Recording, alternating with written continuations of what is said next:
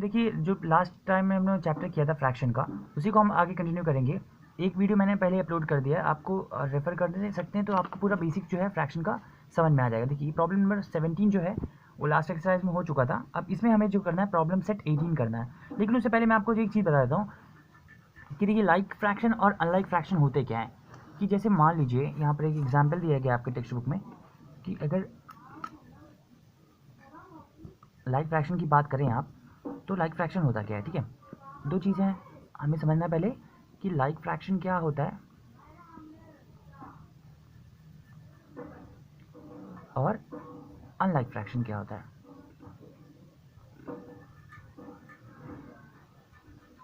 तो अगर मैं समझना चाहूँ कि लाइक फ्रैक्शन क्या होता है और अनलाइक फ्रैक्शन क्या होता है, तो सिंपल सा है, एक डेफिनेशन अगर आप या फिर एक स्टेटमेंट पकड़ लें कि जब भी डिनोमिनेटर, ठीक है, अब है समझिए कि both the fractions have same denominator. ठीक है, सेम डिनोमिनेटर अगर मैं कहूँ तो वो लाइक फ्रैक्शन हो जाएगा। इसका मतलब क्या कि देखिए अगर जैसे 2/3 है, ठीक है, यहाँ पर 1/3 है, तो ये देखिए जो डिनोमिनेटर है, देखिए ये ऊपर वाला पोर्शन न्यूमरेटर होगा, डिनोमिनेटर देखिए डिनोमिनेटर अगर सेम है दोनों का, डिनोमिनेटर अगर सेम है दोनों नंबर का, तो वो जो होगा, वो जो दोनों फ्रैक्शन होंगे उन्हें कहा जाएगा लाइक फ्रैक्शन। और अनलाइक फ्रैक्शन क्या होगा कि हैविंग डिफरेंट डिनोमिनेटर।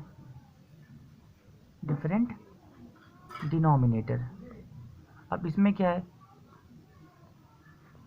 कि जैसे देखिए यहाँ पर 2/3 है, बदले में 4/5 हो जाएगा। तो यहाँ पर चेक करेंगे, अगर आपकी डिनोमिनेटर चेक करना है, ठीक है, ऊपर वाला पोर्शन तो न्यूमरेटर है, नीचे वाला पोर्शन डिनोमिनेटर होगा। तो डिनोमिनेटर देखना है कि यहाँ पर 3 है, ये यहाँ पर 5 है, दोनों नंबर अलग है एक दूसरे से। अगर ये दोनों नंबर अलग हैं तो वो हो जाएगा अनलाइक फ्रैक्शन। ठीक है, अनलाइक फ्रैक्शन।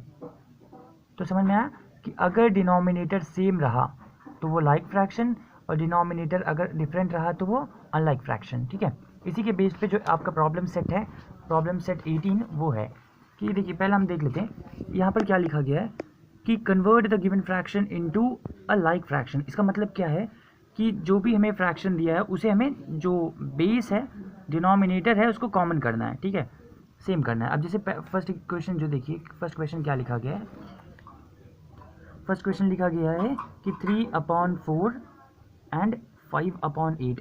अब क्या करना है मुझे कि ये जो दोनों बेस है, डिनोमिनेटर है, इसको सेम कर देना है।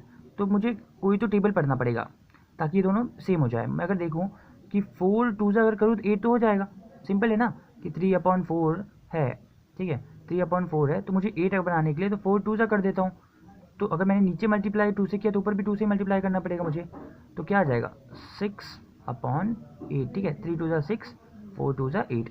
ठीक है, तो मुझे क्या मिल गया, तो आंसर क्या बन गया मेरा कि 6/8 तो मेरा आंसर मिल गया, और 5/8 तो क्वेश्चन में था ही। तो देखिए दोनों नीचे का जो डिनोमिनेटर है सेम बन गया, तो ये जो चीज़ है एक लाइक फ्रैक्शन बन गई। ठीक है, ये फर्स्ट वाला सॉल्व हो गया। सेकेंड वाला अगर आप चेक करें, 3/5 3/7। अब देखिए यहाँ पर कि इसे कैसे करना है, ये भी एकदम सिंपल सा है कि अब देखिए 3 के अगर मैं पढ़ने जाऊँ टेबल को, 5 और 7, 5 के टेबल में 7 तो नहीं आता, लेकिन ऐसा कोई टेबल हो कि जिसमें 5 और 7 दोनों आ जाए, तो मुझे पता है कि 5 7 सा करूँ तो 35 होगा, है ना। जैसे अगर मैं करता हूँ, देखिए 3/5 है, पहला ले रहा हूँ, हाँ पहला वाला ले रहा हूँ, 3/5 है। अब देखिए 3/5 को क्या करूँ कि 7 के टेबल में किसी आ जाए वो, तो मैंने कहा 3 अगर मैं 5 7 सा करूँ, नीचे अगर 7 से मल्टीप्लाई करना तो ऊपर भी 7 से मल्टीप्लाई करना पड़ेगा। ठीक है, तो 7 3 सा 21 हो गया, 7 5 सा 35 हो गया। मैंने कहा एक नंबर तो मिल गया। अब दूसरा नंबर देखिए 3/7 है ना, तो दूसरा नंबर देखिए 3/7 है। तो इसको क्या करूँ कि ताकि बेस जो है 35 बन जाए, तो मैं अगर पढ़ूंगा 7 का टेबल, 7 5 सा अगर करता हूँ तो 35 होगा। अगर मैंने नीचे 5 से मल्टीप्लाई किया तो ऊपर भी मुझे 5 से मल्टीप्लाई करना पड़ेगा। तो आएगा क्या कि 5 3 सा 15 डिवाइड बाय 7 5 सा 35। अब देखिए दोनों बार फिर से डिनोमिनेटर जो है 35 बन गया, तो ये लाइक टर्म हो गया। ठीक है, ये लाइक टर्म हो गया। देखिए क्या है 21/35 कॉमा 15/35, ठीक है। देखिए ये एक लाइक टर्म बन गया, ये सेकंड लाइक टर्म बन गया। अब थर्ड वाला अगर देखते हैं, थर्ड वाला क्वेश्चन लिखा है कि 4/5 3/10। अब मुझे देखिए वही टेबल पढ़ना है कि दोनों डिनोमिनेटर सेम बन जाए। मुझे पता है कि 5 के टेबल में 10 तो आता है, तो ज़्यादा मुझे टेंशन लेने की ज़रूरत नहीं है। तो यहाँ पर देखूंगा मैं 4 अगर मैं 5 कर दूँ, ये क्वेश्चन लिखा हूँ, अब क्या टेबल पढ़ूँ कि 10 आ जाए। मुझे पता है 5 2 10 होगा। अगर मैंने 2 से मल्टीप्लाई नीचे किया तो ऊपर भी 2 से मल्टीप्लाई करना पड़ेगा, तो आएगा क्या 4 2 8, 5 2 10 आ गया। देखिए पहला जो हमें ऑब्टेन हुआ है वो 8/10 है, दूसरा 3/10 में तो क्वेश्चन में ही था 3/10। तो देखिए थर्ड वाला हो गया। अब फोर्थ वाला देखते हैं। फोर्थ वाला क्या होगा कि 2/9 है, 1/6 है। अब देखिए मुझे कैसा टेबल पढ़ना है कि ये दोनों एक किसी कॉमन से टेबल में आ जाए। तो मुझे अगर टेबल पढ़ूँ 9 2 अगर करूँ तो 18 हो जाता है। मैंने कहा हाँ 18 पे अगर रोक के देखता हूँ तो 6 के टेबल में 18 आता है क्या? हाँ मुझे पता है कि 6 के टेबल में 18 आता है, 6 3 18 हो जाएगा। तो मैं क्या करता हूँ कि 2/9 है, ठीक है। अब मुझे पता है कि यार ओवरऑल मुझे जो बेस है उसको 18 लेकर चलना था, क्योंकि वो नज़दीक है ना सबसे। तो 9 2 कर लेता हूँ, 18 हो गया। अगर मैंने 2 नीचे से मल्टीप्लाई किया ऊपर भी 2 से मल्टीप्लाई करना पड़ेगा, तो 2 2 बन गया 4, 9 2 बन गया 18, एक तो बन गया, ठीक है। दूसरा देखिए 1/6 है। मुझे पता है कि अगर 18 मैंने फर्स्ट वाले का बेस किया है तो सेकेंड वाले का भी बेस 18 ही करना पड़ेगा मुझे। मैंने कहा 6 के किस टेबल में 18 आएगा, 6 3 18 आएगा, राइट। तो अगर मैंने 3 नीचे से मल्टीप्लाई किया ऊपर भी मुझे 3 से मल्टीप्लाई करना पड़ेगा। इसका मतलब क्या है कि 3/18, ठीक है। तो यहाँ पर मुझे क्या दो लाइक फ्रैक्शंस मिल गए कि 4/18 और 3/18, ठीक है। तो आइए फिफ्थ वाला क्वेश्चन देखते हैं।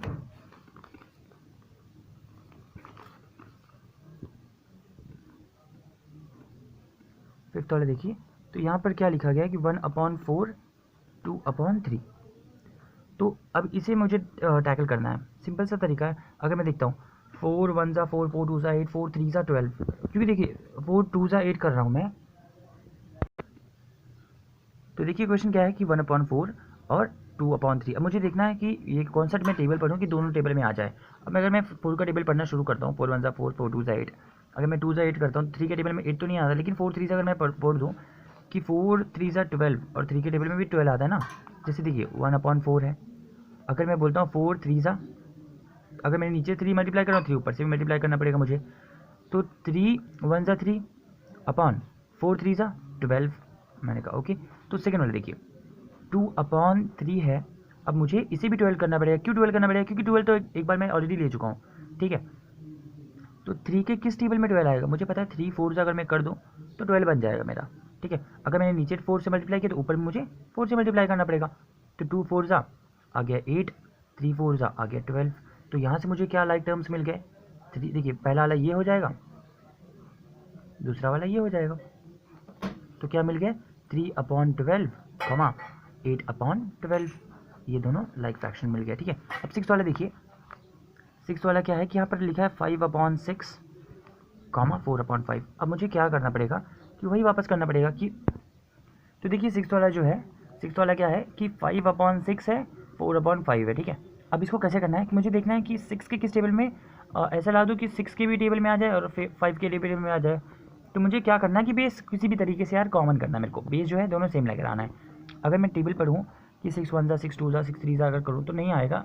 देखिए अगर जब भी नंबर एक के बाद देखो, ध्यान से देखिए, एकदम शॉर्टकट है इसका कि अगर नंबर देखिए 5 6 हो, 4 3 हो, तो सिंपल कुछ नहीं करना होता है, आपको दोनों मल्टीप्लाई कर देना पड़ता है, ठीक है। तो 6 5 30 हो जाता है। तो ठीक है, आपको समझ में आ गया कि जो बेस है 30 करना ही करना है उसको, ठीक है। तो आपने क्वेश्चन क्या लिखा है 5/6। अब इसको 30 करने के लिए क्या करना पड़ेगा? 5 से मल्टीप्लाई करना पड़ेगा। 6 5 30 कर लो। अगर नीचे 5 से मल्टीप्लाई किया तो ऊपर भी 5 से मल्टीप्लाई कर लो। तो आंसर क्या आएगा? 5 5 25 डिवाइड बाय 6 5 30, है ना। अब देखिए 4/5 है। अब आपको पता है कि बेस मुझे 30 करना ही करना है, डिनोमिनेटर 30 करना है मुझे। तो मुझे 5 के किस टेबल में 30 आएगा? 5 के अगर मैं 6 बार टेबल पढ़ूँ तो 30 आ जाएगा। अगर मैंने नीचे 6 बार पढ़ा है तो ऊपर भी मुझे 6 बार पढ़ना पड़ेगा, और बीच में डिवाइड का साइन इज इक्वल्स टू क्या? 6 4 24 और 6 5 30। तो यहाँ से मुझे क्या समझ में आ रहा है कि एक तो टर्म हो गया 25/30, सेकेंड टर्म जो होगा वो 24/30 हो जाएगा, है ना। अब देखिए सेवन्थ वाला जो है वो क्या है 3/8, 1/6। अब मुझे टेबल पढ़ना है कि सॉरी, तो टेबल कैसा पढ़ना है कि 8 और 6 जो दोनों में आ जाए। अगर मैं टेबल पढ़ना शुरू करूँ तो 8 1 ज़ा 8, 8 2 ज़ा 16, 8 3 ज़ा 24, ठीक है। तो अगर मैं 8 2 ज़ा पढ़ूँ 16, 16 के 6 के टेबल में तो 16 नहीं आएगा, लेकिन 24 तो आ जाएगा, ठीक है। तो यहाँ पर क्या समझ में आया, 3/8 में अगर मैं 8 3 ज़ा बोलूँ, 8 3 ज़ा 24 होगा, ठीक है। तो 8 3 ज़ा अगर मैंने नीचे किया तो 8 3, देखिए मल्टीप्लाई 3 मैंने नीचे किया है तो 3 ऊपर भी मल्टीप्लाई करना पड़ेगा। तो आया क्या आपका 3 3 ज़ा 9, 8 3 ज़ा 24। लास्ट वाला देखिए 1/6 बचा, फर्स्ट वाला हो गया, सेकंड वाला देखिए 1/6 बचा। अब मुझे 24 करना है, मुझे पता है 6 4 ज़ा 24 होगा। अगर नीचे 4 से मल्टीप्लाई किया तो ऊपर भी 4 से मल्टीप्लाई करना पड़ेगा। आया क्या 1 4 ज़ा 4, 6 4 ज़ा 24। तो यहाँ से लाइक टर्म्स क्या निकल के आ गए कि 9/24 कि 4/24।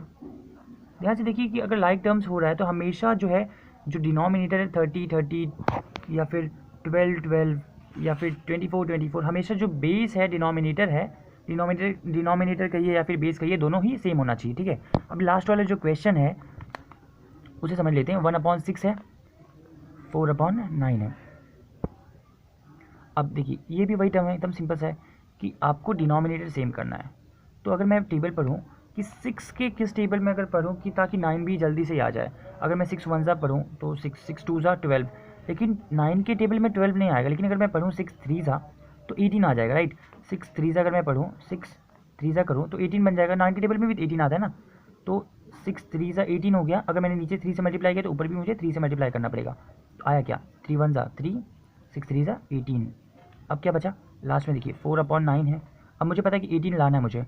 9 कितने से पढ़ूँ मैं, 9 2 ज़ा 18।